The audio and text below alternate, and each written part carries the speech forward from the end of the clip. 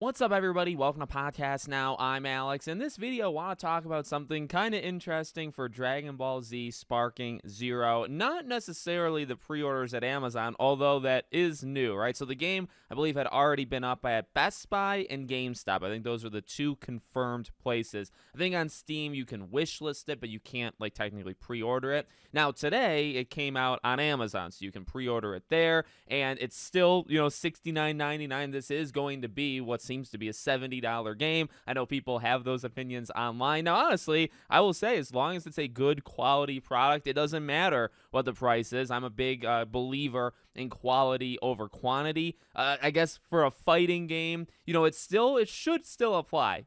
Obviously, I don't want this game to be completely bare bones and they put out everything else through DLCs. I'm sure to an extent something like that might happen, but as long as it feels like a full game, as long as it's got the quality of a really good, Dragon Ball Z game, $60, $70. I mean, 70 is the new norm anyway, right? So you have that. Okay, now that wasn't the biggest thing. The bigger thing was actually in the description. This was something that I thought to look at as well, but I didn't look at this specific part of it. I looked at the part where they continue to talk about the destructible environments, right? Because what can often happen with these pre-orders or these games kind of going live on these pages, things can kind of come out that they themselves haven't said yet, right? And this actually did happen for Dragon Ball Z Sparking Zero. So it was actually spotted by this Twitter user. I don't know how to say that name, so I'm just going to, show it to you. So credit to this individual because, again, you look at the description here, and, most of it is things that we've heard or seen before,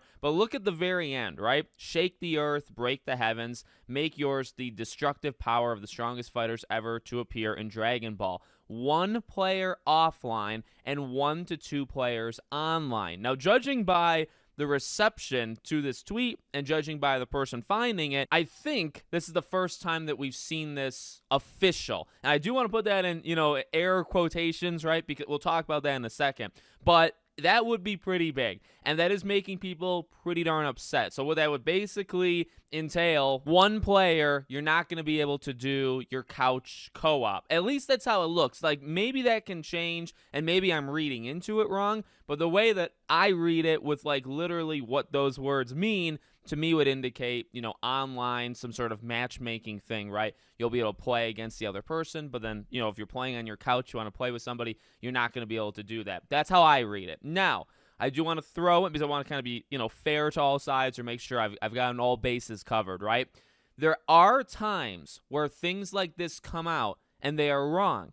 In the beginning, I mentioned, you can sometimes find things that the developers haven't said yet in these descriptions. And I will say, I don't have a specific number. Most times it's right. Most times it's just something early, right? They didn't think it through all the way and something does get revealed before they said anything, okay? That most times happens. But other times, there's things that are said that are not true, or maybe they're mistranslated, or maybe they're this or that. And actually, we just had, you could say, well, can you give me an example? Sure, I can.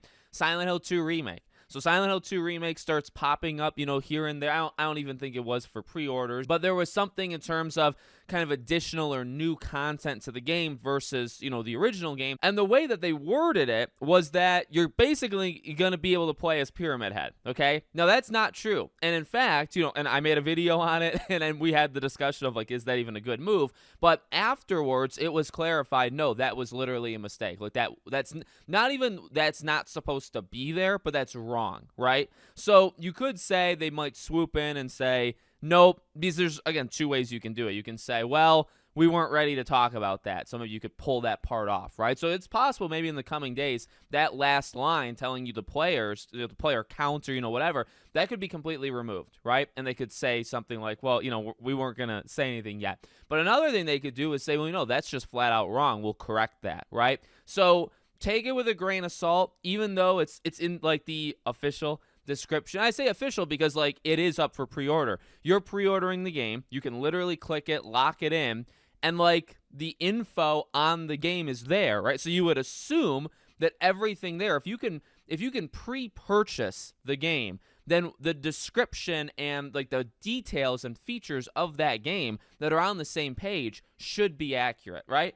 That's, I guess, what I'm going at. So it should be right. This should be accurate. But, technically you don't know for sure. So if you want to wait, for them to say something, I'm sure they will eventually, right? But just wanted to kind of throw that out there. So let me know what you think about that in the comments. Have you pre-ordered the game yet? Let me know. Make sure you guys are subscribed, bell icon turned on. Obviously, I'll be continuing to cover this game, and I hope to see you guys there.